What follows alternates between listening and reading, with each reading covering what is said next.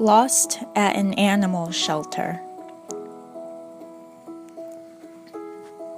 It was just another typical day in my little neighborhood in sunny California. I was out and about, breathing in the fresh, warm air, smelling the flowers and roses, and listening to the sounds of cars passing by.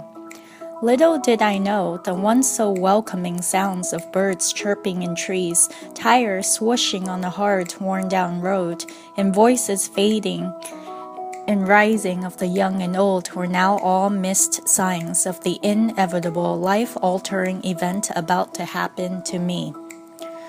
Right after I snatched up the mouth-watering large buttery biscuit and swallowed it whole, in a short 3 seconds, a record even for me, I was suddenly soaring through the air wondering, so I was right all along? All I needed was a magical biscuit? Are you kidding me? I was so overcome with excitement that the next thing I knew, I was already in a room full of strangers who were talking so loudly and incessantly about their parents and siblings and earthly possessions. Amateurs, I thought. Why is everyone so worked up? Where's the food at? I'm getting hungry. More strangers with pleasant and abhorrent odors kept appearing, then disappearing. I lost track of time, but got to know everyone around me pretty well. That's the nice lady who gives the good back rubs. That's the stingy fella who only shares a teeny bit of his sandwich. Oh, that guy went to a new park and lost his memory. And, she's here! Time to go out and look for more food! Thank you, sweet mother of steaks! My neighbors and even roommates all got to go out more than me. I don't know why. They don't even talk about food that much. Some went out and never came back. I've counted 10 different roommates already. I'm a legend around here. One of the few pioneers left, I dare say. The few times I've gone out, I was almost always joined by a newbie. I roll.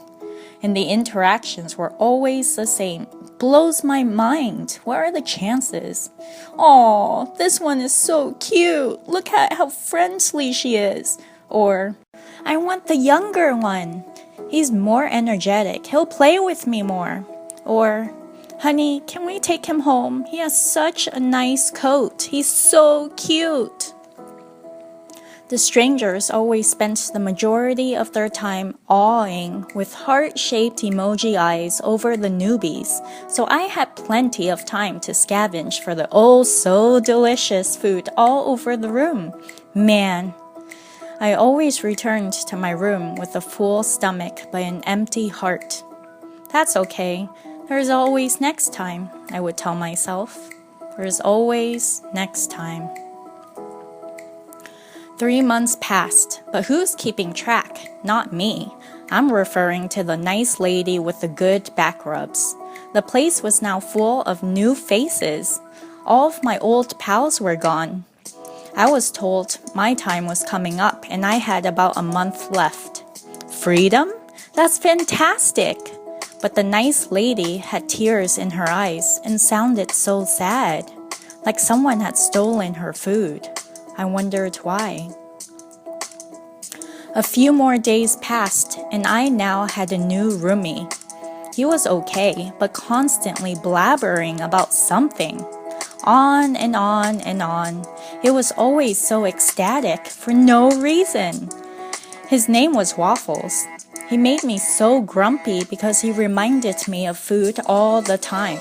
But like I said, he was okay. Just okay.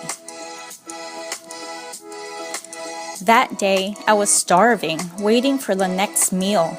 Everyone else was pleading for more playtime, for another walk, for a back rub. They wanted to play with the kid. They wanted to see that man or that woman again. I didn't care. I was preserving my energy in case I needed to fight someone for the next meal. Someone came to our room and Waffles stepped out. But the man insisted that I also come along. That was new. I stared him down, practically yelling that I needed to sleep to regain my strength, but he was rigid in his demands. Sigh, I said. I better get a reward for this. Waffles galloped animatedly to the room that I was now so familiar with, while I trailed behind grumpily. Two odd-looking strangers were already waiting in the room with a big and goofy, but nervous, smiles across their faces. Weirdos, I mused. They better make this quick. Waffles, put on your best dance and get this over with. But he didn't seem to hear me at all. He was already bouncing all over them and proclaiming to them how much he loved them.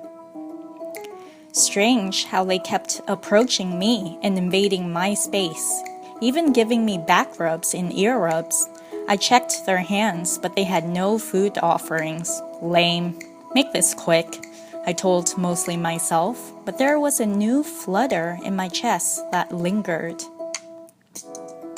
The door opened. I knew the routine. I brushed aside the minuscule ounce of hope I foolishly had, ignored the dull ache in my chest, did an immediate 180 degrees turn, and started my unremarkable walk back to our shared room. I was nearly there when the man who forced me from my room shut the door.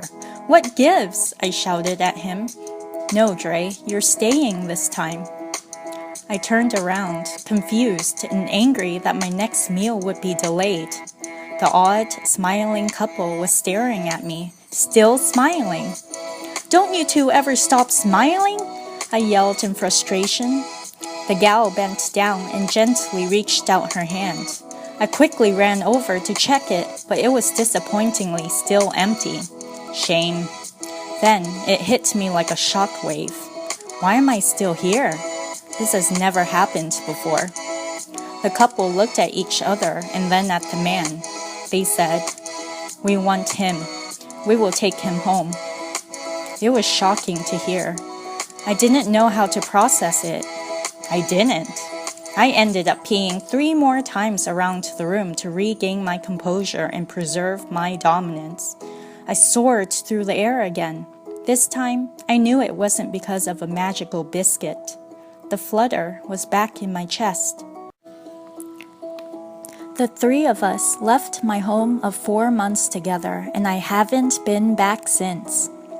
My face and body aren't stuffed to the max 100% of the time, but my heart is full.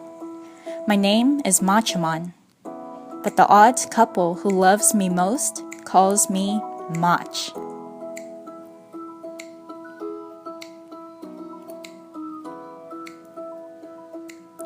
Thank you for watching my video. If you liked it, please like and subscribe. And check out my other videos.